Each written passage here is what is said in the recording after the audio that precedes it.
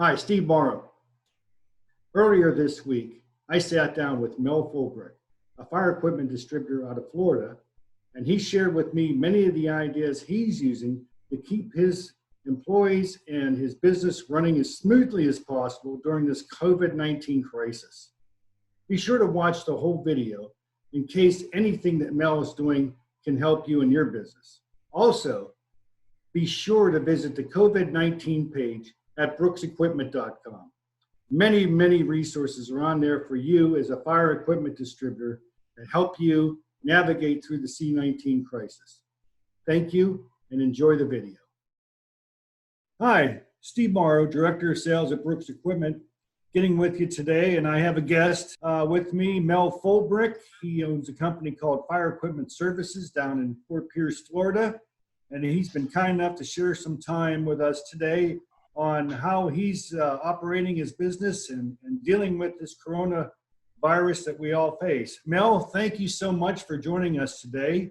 Tell us, you've had your challenges just like anyone else, and if you could share with us some of the stuff that's working for you and your people down there in Fort Pierce, I'd really appreciate to hear from you.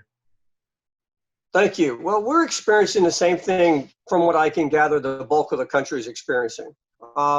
I think that what's critical is when you look at people talking about this particular situation is we always go through bumps in the road, whether it's personally, the business. In this particular case, unfortunately, it's a bad virus, but you have to remain positive and realize that this too shall pass. The bump in the road got a little big today, but we're going to deal with it. So it's important that on a daily basis, you talk with your employees, you accentuate the positive, you give them some good feelings. Obviously, you try to give them all the tools necessary from a personal protection perspective. There's only so much that stuff available. I mean, Lysol is not available anymore. What you talk about washing their hands, you give them the masks. Unfortunately, we don't have N95 masks, but any covering over the face is a positive effect, and you give them the gloves.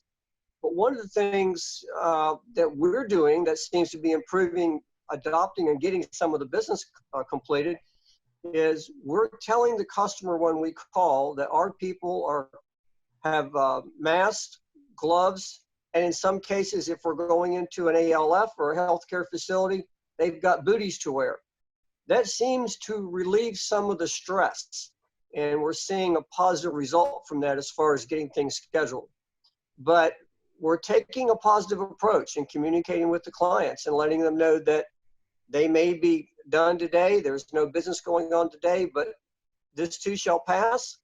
And when it does, we want to make certain that when they go back into their buildings, they're safe, because we're dealing with mechanical devices. These mechanical devices, whether they're occupied or not, they have the potential to fail. So we try to ease into the conversation that way. Yes, we're seeing in some cases 50% in the pre-engineered kitchen world that we're not being able to schedule. Either they're closed, they're not doing takeout, or they just don't want us there. We're seeing about a 25% reduction in getting work done in the sprinklers and alarm world, but we're doing what we can and trying to be compassionate with the consumers that we talk with so that we can get this work scheduled when this virus begins to diminish and the curve drops and people go back to work.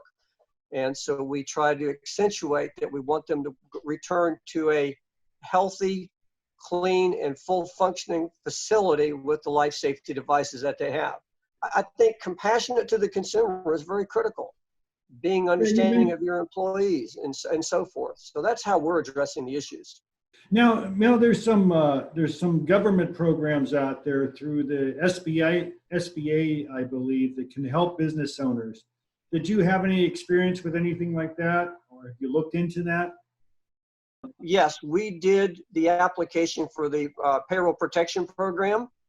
Obviously, all the banks that are SBAs are overwhelmed, so they've set up special ways to get that done. But we're going to do that so that we can take care of our employees to reduce the unemployment, to be able to have the licensed and certified and trained staff to continue to service our customers. And even if you do not need the money today, if your cash liquid is good, you should go ahead and do this. because no one knows how long this is going to extend out. So instead of depleting your cash reserves, you need to consider doing the payroll protection program, because that is money. If you utilize it exclusively for payroll, utilities, and mortgage or rent payments, and you can document that information during the audit, and there will be an audit, then you should use that to help retain the money in bank that you have. Yeah, we all know that training employees can take considerable time. So you want to take every opportunity you have and every government assistance to keep your business going. It sounds like a good thing you're involved in there. When you talk about cash money or you talk about receivables, it's very important as a business owner that you train your staff that when they do the service, they ask if the consumer is going to pay by cash, check, or credit card. And so then instead of just having them sign an invoice and let them do carte blanche on that, if you direct that, that gives them three choices. I'm going to pay you by cash, check, or credit card. Will help improve your accounts receivable. It diminishes the amount of money you're carrying on the books. Because with these people going out of business or not having the business, like in the restaurants, their cash funds are going to be extremely low. Well, Mel, I really want to thank you for coming on with us today. Appreciate you.